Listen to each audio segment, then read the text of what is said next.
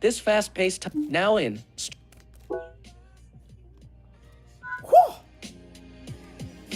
Welcome, my fellow cultivators, to another episode of Blind Proofing. Today we're going to check out Mythical Heretic. I thought I did this already, but I think this is when my stream was bugging out, so I don't even know what happened to that stream, but this is great content. So Pages. I don't mind doing it over. Finder. Safari. Safari. 18. Now in. Speech chat. Now in. Speech chat. Window. Text and reload page. Speech chat. Web content. 0. Text entry area. Blank. T-E-T-N-G. Testing. 1, 1, 2, 2, 3, 3. Space. Exclamation mark. You are currently.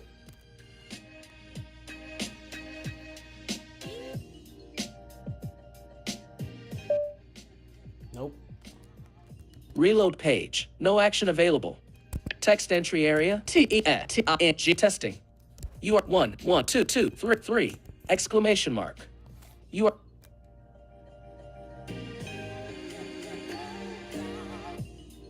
Button. Send. But text. But send. Text entry area testing 1, 2, 3. Insertion and end button. Send. Text entry chat 0. Plat 0. Value index. Speech 17. Speech chat. Clickable. Value indicator 0. Stepper. Platforms. Clickable 0. Stepper. Chatters 0. Text entry area button. Send button. But text chat 7 0. Cookie consent. Streamlabs desk stream lives end stream but live 0 hours. 1 minute and 40 seconds. End stream button.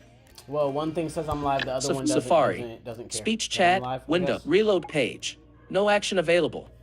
You are currently at 0. Stepper. 17. Speech chat. Clickable. Value indicator 0. Stepper.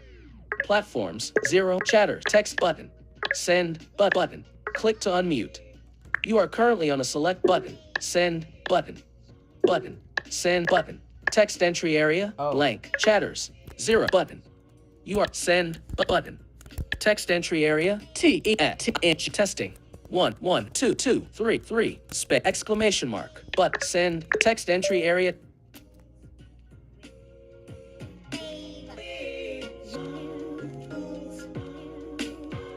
I don't know, guys. Button. Button. Send. Button. Text chatters 0. Right. I can't get stuck here. Streamlabs desktop pages. If you're trying to talk to me and I cannot hear you, I'll have to figure that pages. out. 0. Better way. But as of today, we are starting with Mythical Heretic. Welcome. Body. Page 1 of 2. Edit.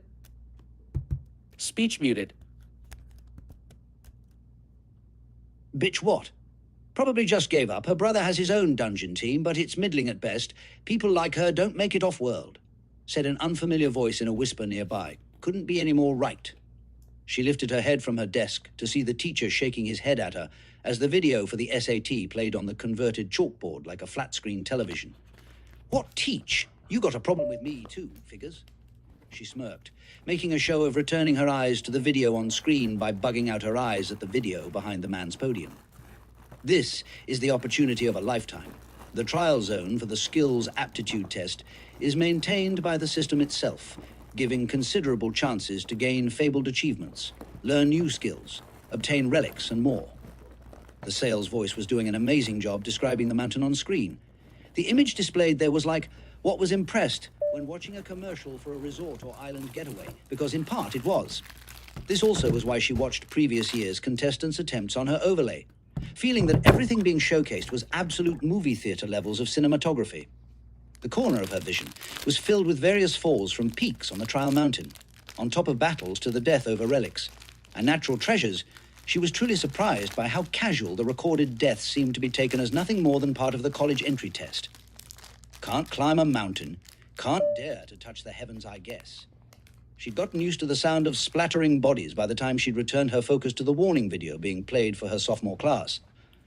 The sights and sounds of the montage she watched enough to make her cringe and jerk repeatedly, and were the root to her real reason for putting her head down, as if to sleep. Sorry, Teach. Just couldn't sit through this garbage. If it's going to be informational, show me the truth. Not whatever this is, she thought to herself, feeling as if she was watching an episode of her favorite anime, rather than the public safety video shown to all sophomores before their testing. I bet she doesn't even try to climb. Wait, what the fuck am I talking about? Can she even afford to pay the entrance fee? She snorted at the girl's comment, still not looking back. Whoever it was knew nothing of her, nor her family, but did know why the girl probably assumed she was broke. My parents put more money into getting my genetic ability to work since my childhood than her family will probably see in the next century in a month's worth of treatments, she thought to herself.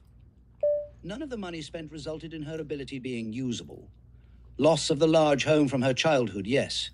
Loss of the passion she had as a child to become a world-renowned farmer and form her own dungeon raid guild, yes. Loss of the belief that she would ever know what it felt like to wield the power of her peers, completely. She only had one day left before she did indeed try to climb a mountain, regardless of her lack of abilities and skills.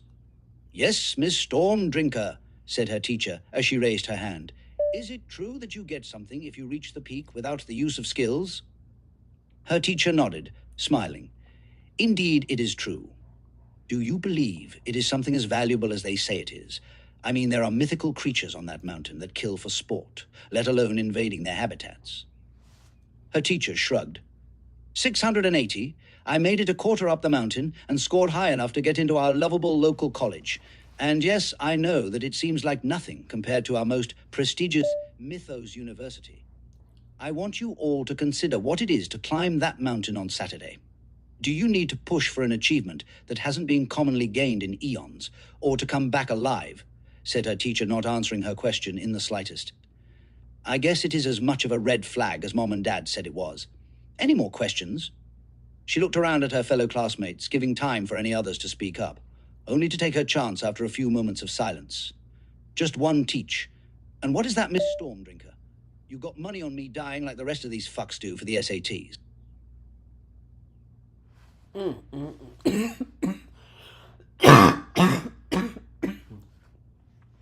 So, that's Nimbus, y'all. That's how she gets down. Speech unmuted. Text entry. Chatters. Pages. Pages. Safari. Streamlabs desktop. Finder. Finder. Streamlabs desktop. Streamlabs desktop. App. Now 1. The facts of life. Pages. Cancel. Button. Opening 1. The facts of life. Now in 0. Body. Page 1 of 2. Edit text. Content selected. Body entered list 1. The facts of life. 1. The facts of life. Pages. Window. Speech muted.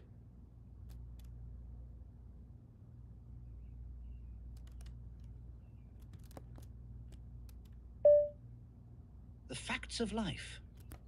Nimbus looked at herself in the mirror and frowned. Her long blonde hair was perfectly straight and thick in its consistency, her skin without blemish, as her twin grey eyes gleamed brilliantly as if backlit in the mirror. Yet still her only thought was, ugly. The lack of confidence came not from her individual features. As they too were seemingly of a heroic stature, she too would have forever been considered a flawless beauty to all who saw her, if not for the focus of her gaze. Ugly. The Liptingberg scar that danced around the skin just above and below her right eye had stolen her confidence since the moment she'd gained them as a child. Regardless of the tribal sun pattern they formed intricately on the canvas of her face, Nimbus could only ever see the scar as something grotesque, something that made her different and stand out. Her twin wasn't plagued with such an absurdly placed mark, which made Nimbus feel somehow targeted. Her brother Halo had a perfectly placed sword on his bloody hand, a perfect match to his system marker on the backside of his opposing hand. "While you got bitch smacked with this," Nimbus internally shrieked, lifting her left hand to point at her scar. Unintentionally, however, she used the hand which held her second annoyance, her eye catching the glint of the what felt to be a massive 0 on the back of her dominant left hand. "Motherfucker!" Nimbus sighed, momentarily taking in the symbol on her hand that signified her current level, the 0 like a diamond charged with sparks of lightning. The system mark on her hand floated so close to the surface of her skin that the two were indistinguishable from one another as she dropped her hand. "Hurry up, Nim, we just got one more day, and then we can potentially test out of school, remember?" yelled Halo as he walked by her bathroom on his way downstairs to eat breakfast. "I'm coming." She closed her eyes and took a deep breath. Ugly but not unintelligent, thought Nimbus as she mentally walked herself through her mantra. Ugly but not unfriendly, said Nimbus, putting on her best smile, her teeth gleaming white as if prepped for a toothpaste commercial. Ugly but not untidy, thought Nimbus, putting on her family's tabard over her school uniform. The StormDrinker family was one of the original 7 families to form the pantheon of gods that were now prayed to within Pangaea. Thus her family's tabard was not like many others seen throughout her home. Her own was entirely covered with a storm that crackled with red lightning. This showed how high-ranking a family she was a part of, as its entirety was covered. The laws within the small community her family lived in was rather lax on the taxation on families that displayed decorative tabards above their social rank. But Nimbus took pride in her ancestry, going absolutely nowhere without wearing one of her many illustrious tabards, even using special cufflinks she'd had made in the shape of clouds to clip the ends of her tabard to the flowing ends of her black uniform skirt, keeping the tabard straight. Her uniform was perfect.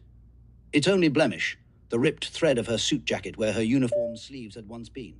Ugly, but undoubtedly metal, thought Nimbus as she put on her leather jacket and pulled on its silk hood. She exited her bathroom and bumped into her dad. The man jerked backward, yanking back his coffee cup, nearly spilling his coffee everywhere, until the liquid froze mid-air and returned to the limits of the cup. "There's my favorite goth groupie. You gonna eat breakfast today?" Nimbus slowly nodded, looking between the coffee cup he held and his now brilliantly blue eyes as they smiled down at her. The giant of a man then rolling his own eyes as hers continued to flit between him and his cup. "Thank you," said Nimbus as the man handed over the cup and brushed by her. "Can't have anything nice in this place," said her father as he ran a hand through his short crop of blonde hair. "That's what you get for calling your daughter a groupie," yelled Nimbus, taking a sip. "Fuck, old man. You always keep the temperature perfect sip worthy. Whatever. Come eat breakfast, you monster." Boom. It shows the interaction with her dad. We're already talking about what she needs to overcome a little bit, because at first it might feel like an inferiority complex, but that ain't it, guys. We're gonna show you way more, and some of this is going to be needed to be edited to show more of her characteristics cracking through, because we only got some of the aspects in the original draft of this, so I'm going to make a few edits as we go along, just where I see fit. But that's honestly 30 chapters away, guys. Speech unmuted. Finder. Find 2. What should be simple? Never is pages. Now document. Layout area 2. What should be simple? Never is pages. Window. Body. Page 1 of 3. Edit text. Content selected. Body 2. What should be simple? Never is.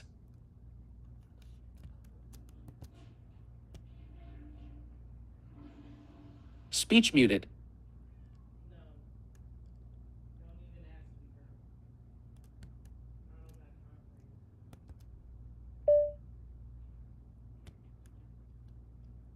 "2. What should be simple? Never is." "Fuck him up, Dad, he's slippery," yelled Nimbus, egging on a fight as she stole bacon off the plate of her father and brother. Being an everyday bike rider in the city of Explore came with many benefits, the highest in her mind being that she remained fit, curvy like her mom, but still fit. "I told you that he is slippery. Don't let him get behind you. That's losing Dad. Stop losing Dad. What the hell?" Her father and brother flew through the air of their living room, punching and kicking one another with every pass. "Young lady," said her mother, and Nimbus turned to look at the tall woman stride into the room. "Yes, ma'am," said Nimbus through a mouthful of food. "You left this on the charger again. You aren't still modding it, are you?" "No, ma'am," said Nimbus with a smile, reaching out for what her mother held. She took the seeming random bicycle tire with backpack straps from her mother and put the bag on. "Damn it, Nim. You know I'm going to have to make more now," said her mother as she put her long hair in a bun. "Stay for breakfast, Nim. We want to see you more, Nim. You act like you hate us, Nim," said Nimbus, mocking her family by saying one thing she'd heard from each of them on various occasions recently. "God damn it! Did she sneak me again?" roared her father in the other room, giving his back to his son in their match, losing all defensive high ground he may have had. "I love you dearly. Goodbye," said Nimbus, slurping up the remains of her father's coffee as she stared into her mother's big green eyes. "I must be off. Places to go. Classes to complete with at least half-decent grades," said Nimbus, exiting their house through the garage where she strode to the end of her driveway. She looked back at their comfortable suburban home as the automatic door for the garage closed, sealing her parents' never-used car inside. Could just give me the car, not like anyone is using it. Nimbus pulled free the tire at her back and dropped it at her feet. The perfectly balanced tire stood momentarily before her racing mountain bike sent a trigger command prompt to her system symbol. Nimbus pressing yes when the question to launch popped up above her hand. Mana began to flow free of the tire, quickly forming the frame and pedals of her bike. The deep blue mana pooled densely that its color shifted to black. The pure white front tire a complete contrast to her rear. The front made from melted mana marble, a mana conductive material, while the dense mana at the rear tire was seemingly made of obsidian. At least I have a sweet-ass bike, said Nimbus, smirking as she started to pedal, checking the bike's energy levels. Stored training energy, 0. Frame energy, 7 days. Oh, that's kinda low. Shield energy, 3 battles, hella low, but fuck it, we ball. I never battle on my rig anyhow, said Nimbus, speaking her thoughts aloud. Her gaze swiveled down the street, ending on the end of the cul-de-sac. She distantly felt her heart rate increase, knowing absolutely anything could be up ahead.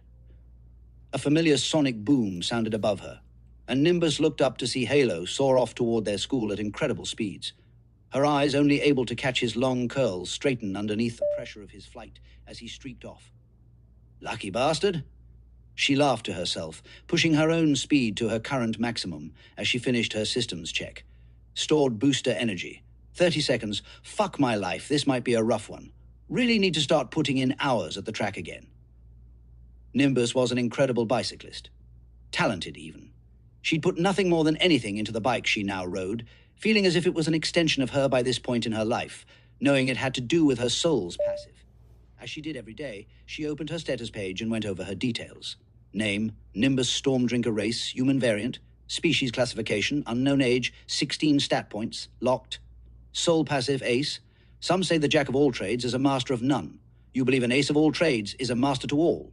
You will begin all skills at rank 0, and all skills will require double experience to level up.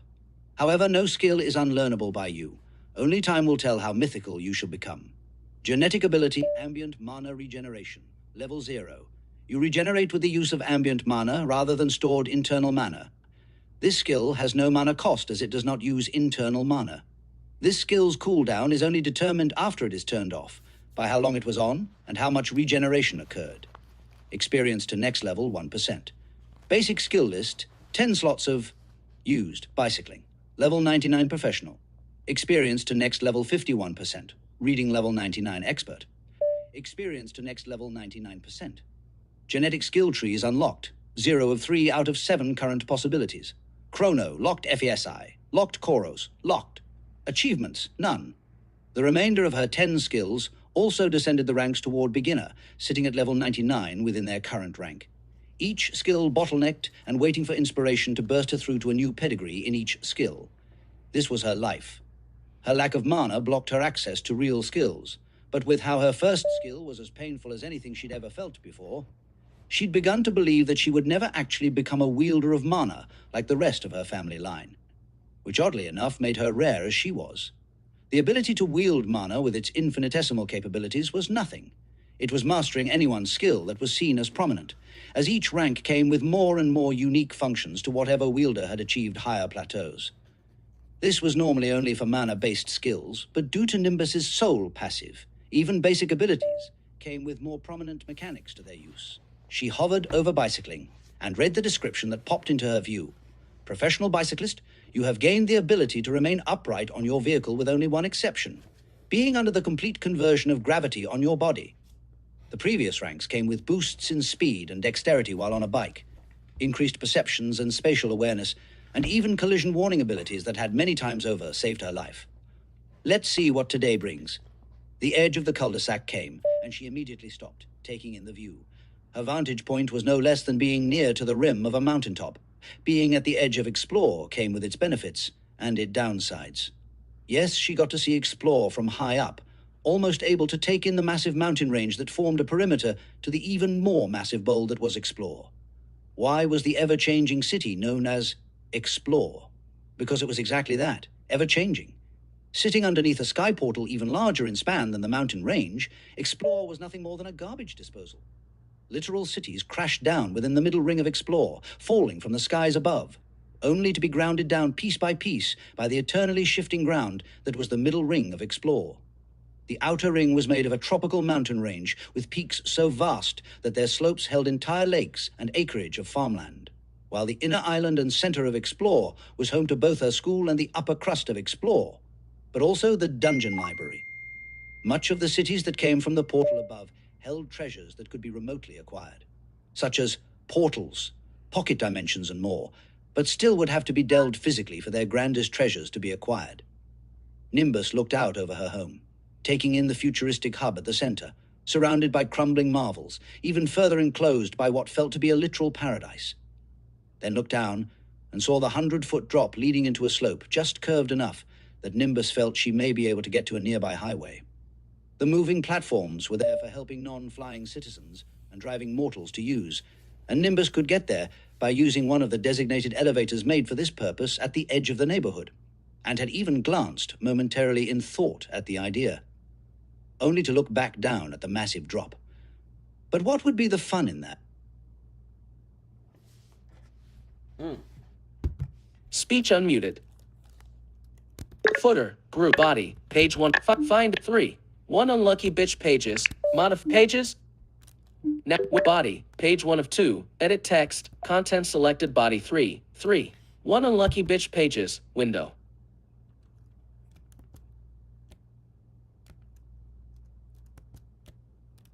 Speech muted. 3. 1 unlucky bitch. Nimbus popped a wheelie and turned.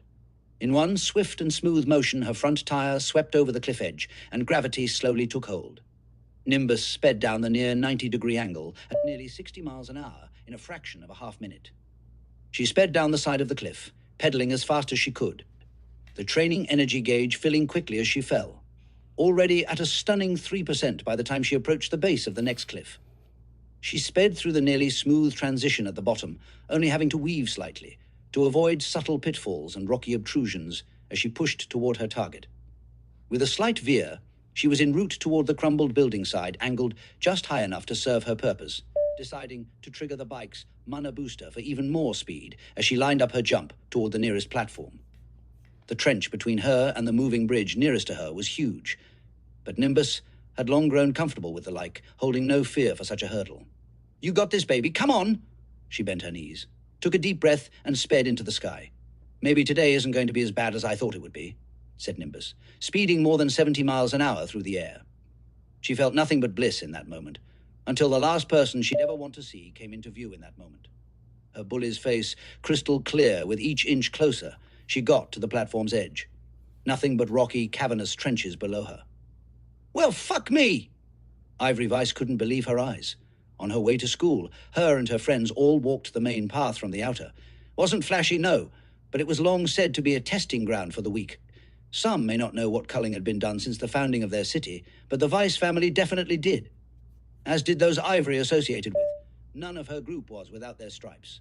All had the blood of the weak on their hands, all except Ivory, who had yet to prove herself truly worthy. She didn't hate Nimbus StormDrinker. The girl, in her opinion, was strong for a mortal, and previously known to be book-smart until something changed. No, what Ivory hated was the position in life teens like Nimbus and her brother Halo found themselves in without struggle. "Fucked indeed," said Ivory, raising her hand toward the soaring Nimbus. Before she closed her hand into a fist, yanked it backward, and plucked the bike from underneath Nimbus like an apple from a tree. Nimbus took in Ivory's figure in the last moment of her life, and had to admit. The chick was gorgeous. She could somehow pull off a tribal mohawk that was pulled back to look like feathers on a beautiful bird. Not that Nimbus would ever admit that aloud. Their eyes met, and somehow Nimbus knew by subtle shifts in Ivory's face that she wasn't going to make it. Time moved slow once she realized her death was impending. She had enough time to look down, and even before she could look back toward Ivory, her trusted steed was stripped from her fingertips in a slice of an instant. "Dog eat dog, ugly bitch." Those were the last words she heard as wind whipped through her hair, laughter the last sounds she heard beyond her own screams. God damn, yo. Speech unmuted. Finder 4. Fallen pages. Modify pages. Cancel button. Opening 4. Fallen And pages. like I said, these chapters are relatively short. I think that's why Mythical Heretic is actually even doing well. Now in 3. Now document. Layout area. Page 2 summary. Page 1 summary. 4. Fallen. Ivory body. Page 1 of 2. Edit text. Content selected body 4. Fall. Page 1 of 3. And horizontal page 1 of copy. Actions available. 4. Format text quickly by voiceover. Ivory Vice looked between the edge of the platform she stood upon and the prize she held telekinetically and shrugged. Wrong place, wrong time, I guess. With what she knew, no authorities would be called, no crimes placed upon her back, just a first kill amongst many to come. Nimbus felt so much in such a considerable amount of time that she couldn't believe the magnitude of it all. In death, the mind was fickle. It blamed everyone but her for her current circumstance. Her brother for not carrying her. Her parents for not giving her a car. The gods for not blessing her with true power to be able to defend herself with. Until it didn't. She was glad and absolutely horrified by what happened next. While trying to gain control of her fall, her frantic flailing whipped her body into an end-over-end spin. This alone was enough to let Nimbus know she had no chance of survival. In that moment, she clung to life. Her brain told her how close she was to colliding with the ridge below. Nimbus didn't know if it was the sound of shifting winds or the flashes of the sharp trench ridge she hurtled toward that flashed into her vision with each flip that gave her a full glimpse at her death. But I can't die here. For the first time since her childhood, Nimbus activated her genetic ability. A mere instant before her neck collided with the ridge, sending her body hurtling into the rocky trench at terminal velocity. Countless occurrences came and went in what couldn't have been more than a few breaths. Nimbus was bounced between the opposing side of the trench, falling at incredible speeds. Each collision more devastating than the last. The second primary situation being undergone was the mana being drawn in by Nimbus's paws in such large quantity that toxins began pouring from her body by the bucket load. She would have been thankful to not experience this. Yet her broken bones made the situation far worse. Any toxins in her bones were given easy paths out of her body, stripped from her marrow in an electric series of flares that sent fiery pain throughout her entire being. She could even feel a substance being pulled from her brain and replaced with mana. This caused her to not only be alert, but also aware of every single nerve being affected by her genetic ability's effects on her body. Her ability rose in level as she continued to fall deeper and deeper, but couldn't keep up with each brutal impact Nimbus made with either side of the trench. Her fall may have even stopped much higher up, if her comparably brittle body was just allowed to splatter and stick to one side, only to be kept airily buoyant enough to continue downward. She passed out long ago, missing a multitude of achievements pile up in the side of her vision from her system mark. The fall took a quarter hour and ended with a splash. One would hope that it ended with Nimbus in a river, pond, or maybe even an underground lake. Nimbus, however, landed in a small stream, just big enough to wrap around her body, but not big enough to carry her any further downstream. Her skull had yet to be completely cracked through and through until it had collided with a rock at the stream's bed, which resulted in one final achievement to be given as Nimbus lay unconscious at the base of the trench. Notification. Achievement unlocked. Paramount Plateau. Mythical. You have survived breaking every bone in your body from a fall before growing to level 1. This is truly unique to you and you alone. For being the first of this iteration to do this, you will gain a truly unique reward. Due to this being a 7-tier upgrade to a minor achievement, the previous rewards will be bundled. Copy.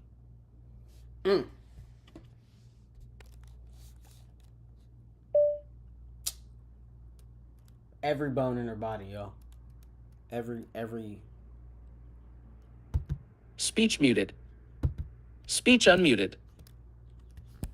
Finder, 5. The weight of the world dot. Pages. Cancel, button. Opening 5. The weight of the world dot. Pages. You are currently on a button. To click this button, press Control. Cancel. Now document. Layout area, 5. Body, page 1 of 2. Edit text, content selected body 5.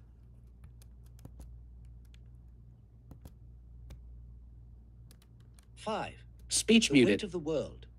Nimbus literally slept for an entire day. She periodically woke to prompts in her vision, feeling them to be nothing more than her unattended alarms for the day. Would you like a chance at a higher rarity-free skill?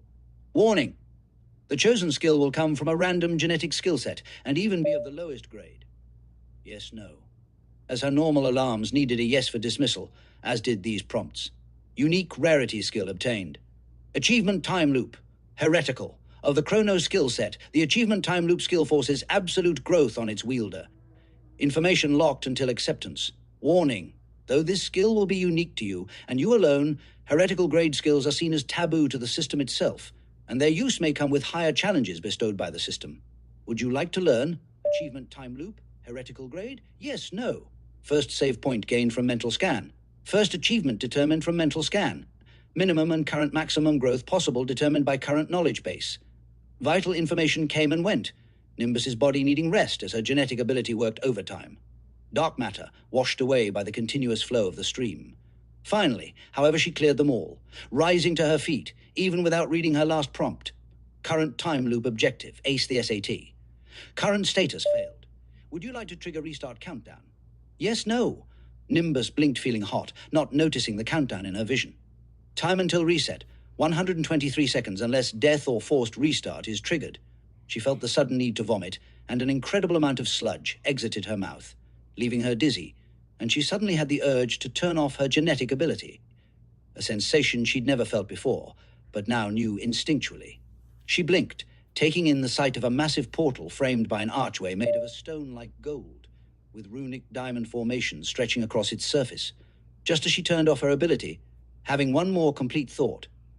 Open calamity portal. Ain't that a bad thing? She died even before the reset cooldown could finish, exploding with every bit of mana that flowed in excess throughout her body in a flash of light and a mist of vaporous mana particles. Her conscious as a whole was not only sent back in time in that moment, but so was every change to her body, mind, and even soul.